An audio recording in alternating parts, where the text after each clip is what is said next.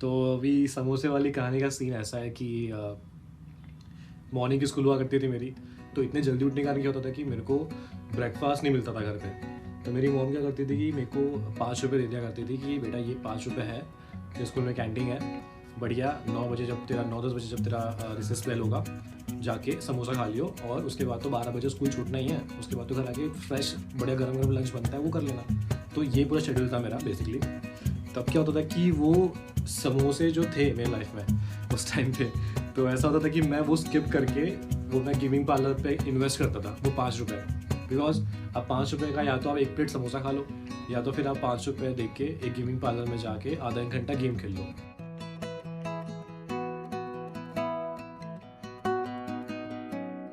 तो उस टाइम पे एक्समैन का एक गेम आया था, वो बहुत चलता था। उसमें क्या होता था कि आपको एक कैरेक्टर बिल्ड करना है, तो जो आप कैरेक्टर बिल्ड करते हो तो उसमें उस कैरेक्टर को नाम भी देना पड़ता है।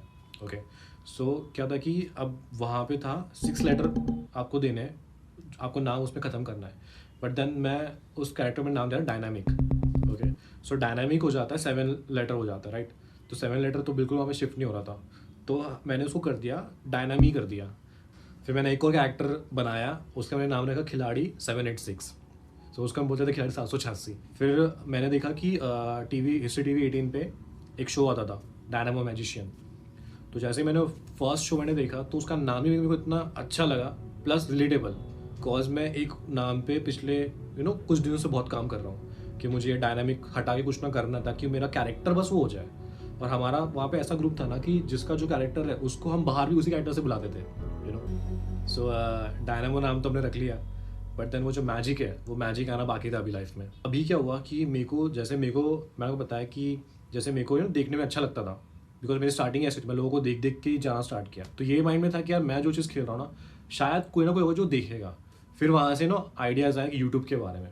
तो क्या था कि बहुत सी चीज़ें होती थी, जैसे मेरे घर पर इंटरनेट कनेक्शन नहीं था, तो बाजू वाले का इंटरनेट हम लोग यूज़ करते थे। मेरे को याद है नेट स्पीड बहुत ज़्यादा लो थी, तो हम लोग ना ऐसा सोचते थे कि यार जहाँ से वायर आ रही ना, वायर को हिलाते हैं, ऐसा शायद कुछ तो होगा, कहीं से कनेक्शन होगा जो शायद लूज होगा, टाइट हो जाएगा तो बहुत स्पीड में नेट आएगा। ऐसा मैं सोचता था, तो मैं हिलाता था वायर कभी कभी रात में, ताकि स्पीड ज़्यादा आ जाए। डेटा टाइपिंग वाली कुछ चीज़ हुआ करती थी उस टाइम पे, मैं वो भी करता था। तो मैंने ये चीज़ 2 या 3 महीने की है मेरे दोस्त के साथ मिलके। तो उससे थोड़े पैसे आ जाते थे मुझे, कुछ 2-3 हज़ार मिल जाते थे उस टाइम पे। यूट्यूब के तो पहले पैसे थे $100 के नीचे आप उसको ये नहीं कर सकते, निकाल नहीं सकते। तो पहला मेरा जो इनकम था वो था कुछ $80, देन उसके बाद थोड़ा सा और आया तो $110 हुआ था।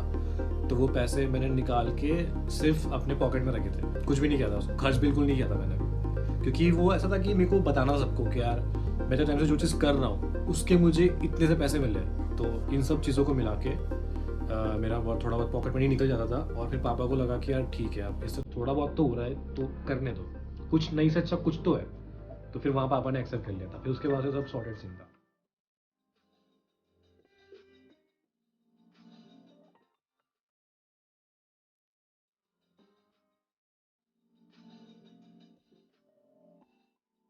तो उस टाइम पे क्या होता है कि बहुत घींचतान करके मेरे पापा ने मेरे को पीसी दिया था, बनाने के पैसे दे दिए थे कि ले बेटा इतने ही पैसे हैं, इसमें जो बन सकता है बना, लेकिन बना ले, अब जैसा भी बना ले। तो मैंने वो पीसी बना लिया था। जब वो पीसी बन गया था ना, उसके बाद मैं 3 दिन तक मेरे रूम से बाहर नहीं आया था। 3 दिन तक मैंने खाना भी नहीं खाया था। और 3 दिन के बाद जब मेरे पापा ने गेट खोला तो मैं उनको देख भी नहीं पा रहा था, बिकॉज वो पहली बार सनलाइट मेरे आंखों में आई थी उस टाइम पे। तो मेरी आंखें ही नहीं खुल रही थी। तो ऐसा हुआ था कि 2010 से सब चीज़ें हो रही थी, मैं स्टार्ट कर चुका था, बहुत ज़्यादा चीज़ें ख़त्म भी होने लग गई थी। चैनल एक बार ऐसा भी आया कि यार इतने साल बीत गए, बट देन कुछ भी नहीं हुआ। बिकॉज आप जब एक चैनल पे पिछले 4-5-6 साल काम कर रहे हो, एंड आप जब देखते हो चैनल की ग्रोथ, तो सब्सक्राइबर्स कितने थे, 70, 100, 110 ऐसे सब्सक्राइबर्स हुआ करते थे। इतने 4-5 साल की बात कर रहा हूँ। ओके, रिसेंटली लॉन्च हुआ था पबजी पीसी लॉन्च हुआ था। ओके, सो पबजी पीसी से आप कह सकते हो कि मेरी प्रॉपर स्ट्रीमिंग स्टार्ट हो गई थी। सो मेरे को याद है कि मैंने ये चीज़ बहुत दिन तक करी थी, एंड 100-200 से लेके मैंने इसको खींचतान करके कुछ मेरे ख्याल से 1500 या 2000 तक के ला लिया था मैंने चैनल पर। ओके, सो बट देन वही सब क्वेश्चन आते थे माइंड में कि यार इतने साल से मैं कर रहा हूँ, क्विट करना है, फोकस नहीं कर पा रहा हूँ, स्टडी भी करनी है, देन बाहर के काम भी होते हैं, सब चीज़ें। तो इसके बीच में आया पबजी मोबाइल। सो मैंने बोला यार इसके रेटिंग्स चेक करते हैं, इंडिया में क्या चल रहा है इसका सीन, इंडिया में है नहीं है, क्या सीन है। तो मैंने चेक किया ऐप स्टोर, प्ले स्टोर, फॉर्ड रेटिंग सही चल रहा है, सब लोग कह रहे हैं, सब लोग कह रहे हैं कि यार हम तो पीसी अफोर्ड नहीं कर सकते, तो इसमें मज़ा आ रहा है। ग्राफिक्स इतने अच्छे नहीं है बट देन कुछ तो है, हमको खेल पा रहे हैं हम लोग। तो मैंने उसकी स्ट्रीम स्टार्ट कर दी। सडनली जहाँ इतने साल मतलब 5-6 साल मेहनत करके सब चीज़ें करके, जहाँ मैंने मुश्किल से 15 से 20 वॉचिंग लाई थी चैनल पे ना, हार्ट टू हार्ट शायद 30 वॉचिंग गई होगी, जब बहुत इंटेंस में चल रहा है गेम। सिर्फ 30 लोग देखते थे और 30 में से भी 3 फ़ोन तो मेरे ही होते थे, मेरे अकाउंट 3 मेरे मॉम का, डैड का, मेरा खुद का दूसरा फ़ोन मेरे, तो ऐसा चलता था। तो मैंने पबजी मोबाइल जब स्टार्ट किया ना, तो पहले ही दिन वॉचिंग 80 चली गई और मेरे को इतना खुशी हुआ कि यार पहले दिन इतनी साल की मेहनत था, मैं वो हासिल कर गया था, इतना खुश किया और मेरे को मिल गया। अब मैं संतुष्ट हूँ। और मुझे आज भी याद है कि जब भी एक बंदा भी बढ़ता था ना, मैं स्क्रीनशॉट लेता था मेरे फ़ोन से, तुरंत ऐसा मैं फोटो क्लिक करता था, स्क्रीनशॉट लेता था क्या, और बताने के लिए मेरी मॉम को कि मम्मी आज इतने लोगों ने मेरे को देखा। तो मेरे को वो समझ में आ गया था कि यार यही वो चीज़ है, मेरे को इसको पकड़ के रखना है।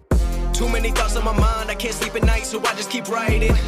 I don't need no help, I don't need opinions, so don't waste my time then. I just been living online, my city don't show me no love and that's fine. Fuck local radio stations, I got more plays than all of these rappers combined. I'm going again, I've been going in, I'm fed up with so many things. अब इसमें क्या हो गया ना कि जब वो चीज़ मेरी लाइफ में आने लग गई ना, तो एक थोड़ा सा होता है कि यार आप में थोड़ा सा घमंड आ जाता है। आप बहुत चीज़ देखने लग जाते हो लाइफ में कि यार इनको तो कल इतने लोग देख रहे थे, आज मुझे 100 लोग देख रहे हैं, तो एक थोड़ा घमंड आ जाता है। तो वो मेरे में आ गया था और मैंने ऐसी चीज़ें बोलने लग गया जो मेरे को नहीं बोलनी चाहिए थी, बिकॉज इन द एंड वो ऑडियंस ही थी जो मेरे को सपोर्ट करती देखती, और मैं उन्हीं पे कहीं ना कहीं जाके थोड़ा झूठ बोलने लग गया था। तो इतना याद है कि मैं मतलब चुपचाप बैठा रहता था, स्ट्रीम करना था मेरे को, मैं पूरा सेटअप करता था, बट मेरे को वो थॉट्स आते थे माइंड में कि यार हेट आएगी, लोग चैट पे कुछ लिखेंगे, कुछ मेरे को बोलेंगे, गालियाँ देंगे तो मैं खुद ब खुद ना कहीं खो रहा था। मेरे पापा मेरे से पूछते थे कि यार कौन है भाई ये लोग, क्यों तेरे बारे में ऐसा बोल रहे हैं। और उनका मेरे को आज भी याद है कि जब हम लोग बात करते हैं तो कई बार क्या होता है कि हम लोग वॉइस पे ज़्यादा बात करते हैं, व्हाट्सएप पे वॉइस टेक्स्ट होता है तो हम उससे बात करते हैं। देखो बड़ा कितने कम समय में कितनी सफलता मिल गई है कि नहीं। हाँ बस ये सफलता को बराबर बनाए के रखना, घमंड नहीं आने देना, नहीं तो पता पड़ा घमंड आगे आदमी को पूरी सफलता भग जाती है ऐसे से, है कि नहीं। अपने आप को बिल्कुल संभालना, बिल्कुल अच्छे से आदर करना, सबका सत्कार, है कि नहीं। और उसके बाद क्या हुआ कि मैंने चीज़ें वर्कआउट करना अच्छे से स्टार्ट कर दिया था कि अच्छा ठीक है मैंने ये चीज़ गलत बोली और मेरी ऑडियंस को बोली, बिकॉज उन्होंने मेरे को सपोर्ट किया था, मैंने ये चीज़ उनको ही गलत बोल दी, तो मेरे को ये क्लियर आउट करना है एंड दोबारा स्टार्ट करना है। बिकॉज मुझे पता था कि यार हमने इतनी मेहनत से ऑडियंस बनाई है, आप गलती करते हो, आप सॉरी बोलते हो, आपको माफ़ी मिल जाएगी, बट अगर आप झूठ बोलोगे तो वो ज़्यादा बुरा उनको भी लगेगा, आपको भी लगेगा। तो इसी बीच मैंने निकाल लिया था फेक डायनामो, जो मेरा एक सीरीज़ है मेरे चैनल पे, मैं उस पर काम करना स्टार्ट कर दिया था एंड बहुत सही गया फेक डायनामो सीरीज़। काफ़ी लोग को पसंद आया, काफ़ी लोगों ने उसकी मतलब डब्स बनाई, काफ़ी लोगों ने उस पर रिएक्ट किया, काफ़ी लोगों ने उस पर टिकटॉक वीडियोस बनाए, कुछ ऐसे डायलॉग्स थे बट सेट शॉट वगैरह आज भी मतलब आप अगर सर्च करोगे तो लाइक बहुत सारे व्यूज़ हैं इस डायलॉग पे एंड एक तरीके से आप देखोगे ना जहाँ डायनामो आ जाता है ना उसके बाजू में पट सेट शॉट आ जाता है।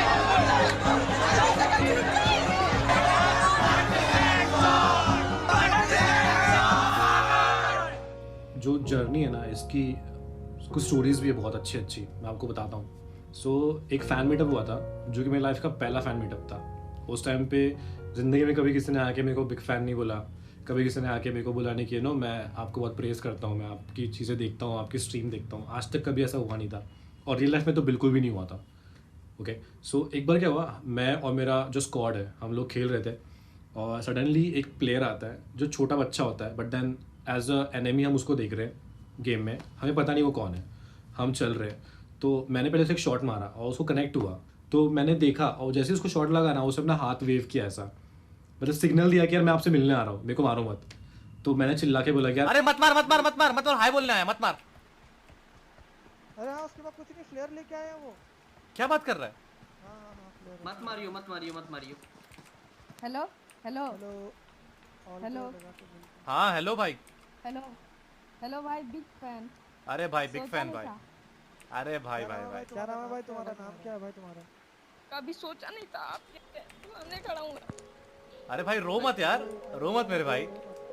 सीरियसली रो रहा है? अरे आई लव यू मेरे भाई, रो मत भाई, रो मत, आई लव यू मेरे भाई, रो मत। इन सब में ना कहीं मेरे को ना वो अपनापन दिखता है कि मैं जिन लोगों से बात करता हूँ, भले मैं उनको देख नहीं सकता, मैं एक सामने बैठा हूँ मॉनिटर के गेम खेल रहा हूँ, मैं उनसे बात नहीं कर सकता, वो मेरी आवाज़ सुन सकते बट मैं उनकी सुन सकता। बट जब ये चीज़ें होती ना तो ऐसा लगता है कि यार अपने ही लोग हैं सब, यू नो, कोई मिलने आ रहा है गेम में तो यार कोई कुछ बोल रहा है तो अपनापन सा लग जाता है ये सारी चीज़ें। इसका एक इंसिडेंस है, जब ये थोड़ा सा छोटा था, मतलब अभी जो एज है उसके 2-3 साल पहले की बात है। रिलेटिव है हमारे, बहुत क्लोज रिलेटिव है, उनके घर गया था ये। उनके यहाँ पे शिवाजी महाराज का जो सिंहासन होता है ना, जो बैठने का चेयर, वो है उनके घर में, इसको बहुत पसंद है। तो इसने नॉर्मल उनको बोला था कि मैं भी ऐसी चेयर बनवाऊंगा। तो उन्होंने बहुत रफ टोन में इसको बोला था कि तू मतलब उस लेवल पे पहुंच जा, या तू अपने पैसों से बना, जब अपना कमाने लग जाएगा ना तब बात करना करके। वो बात उसके दिमाग में इतनी बैठी कि अभी 4 दिन पहले हम लोग फर्नीचर लेने गया था, उसने वही बात बोली और फर्नीचर वाले को बोला कि मुझे वही वाली चेयर चाहिए बनाकर। मैं 99% ट्राई करता हूँ कि वो अपनी स्ट्रीम पे ध्यान दें, और फिर उसके पीछे जो चलता है, स्ट्रीम के पीछे जो सारा रहता है, फिर हम लोग उस चीज़ों पे ध्यान देते हैं कि अगर कुछ कंप्लेंट भी तो वो कंप्लेंट उन चीज़ों तक ना जाए। ये अपनी स्ट्रीम पे ध्यान दे, उसके बैकएंड में जो कुछ चलेगा वो सारा हम लोग देख लेंगे।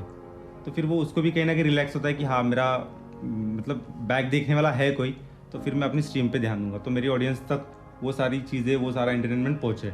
तो एक दिन डैड ने भाई के बर्थडे पे ही वीडियो गेम लेके दिया था। तो भाई क्या करता था, अकेला खेलता था और मुझे दूसरा रिमोट हाथ में दे देता था।